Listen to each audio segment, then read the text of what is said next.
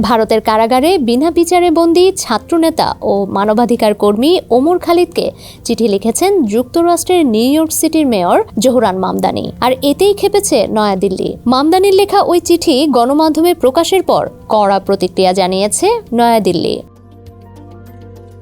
ভারত সরকার বলেছে, অন্য দেশের বিচার ব্যবস্থা নিয়ে মন্তব্য করা থেকে জনপ্রতিনিধিদের বিরত থাকা উচিত। নয়াদিল্লির মতে, মামদানির বক্তব্য ভারতের বিচার বিভাগের স্বাধীনতার প্রতি যথাযথ সম্মান প্রদর্শন করে না।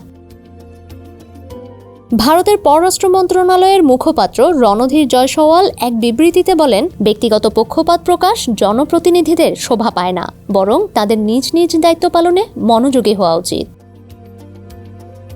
গত বছর ডিসেম্বরের শুরুতে যুক্তরাষ্ট্র সফরের সময় ওমর খালিদের বাবা মায়ের সঙ্গে সাক্ষাৎ করেন মামদানি। ওই সাক্ষাতের পর তিনি খালিদকে একটি চিঠি লেখেন। সম্প্রতি খালিদের পরিবার চিঠিটি প্রকাশ করলে তা সামাজিক মাধ্যমে ছড়িয়ে পড়ে। চিঠিতে মামদানি লেখেন, তিক্ততা যেন মানুষকে গ্রাস না করে। এই কথাগুলো প্রায়ই মনে করি। আমরা সবাই তোমার কথা ভাবছি। 2020 সালের সেপ্টেম্বর থেকে বিনা বিচারে কারাবন্দী ওমর খালিদ। নাগরিকত্ব সংশোধনী আইন বিরোধী আন্দোলনের প্রেক্ষাপটে 2020 সালের ফেব্রুয়ারিতে দিল্লিতে সংগঠিত দাঙ্গা উস্কে দেওয়ার অভিযোগে তাকে গ্রেপ্তার করা হয়।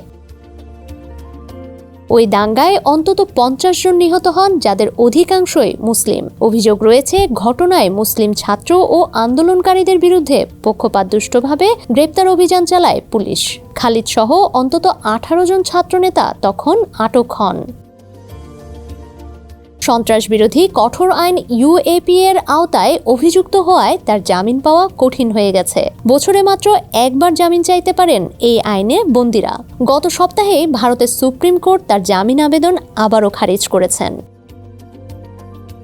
আন্তর্জাতিক মানবাধিকার সংস্থা অ্যামনেস্টি ইন্টারন্যাশনাল সহ বিভিন্ন সংগঠন দীর্ঘদিন ধরে ওমর খালিদের মুক্তির দাবি জানিয়ে আসছে। এদিকে নিউ ইয়র্কের কুইন্সে একটি সিনাগগের বাইরে অনুষ্ঠিত বিক্ষোভে হামাসপন্থী স্লোগান ওঠার ঘটনায় মেয়র মামদানি হামাসকে সন্ত্রাসী সংগঠন হিসেবে আখ্যা দিয়েছেন। সামাজিক মাধ্যম এক্সে মামদানি বলেন, সন্ত্রাসী সংগঠনের পক্ষে স্লোগান নিউ ইয়র্কে কোনোভাবেই বরদাস্ত করা হবে না। তিনি একই সঙ্গে বিক্ষোভে বর্ণবাদী বক্তব্যেরও নিন্দা জানান।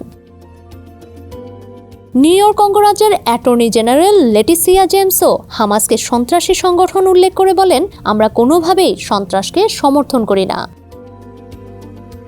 ডেস্ক রিপোর্ট, সমকাল।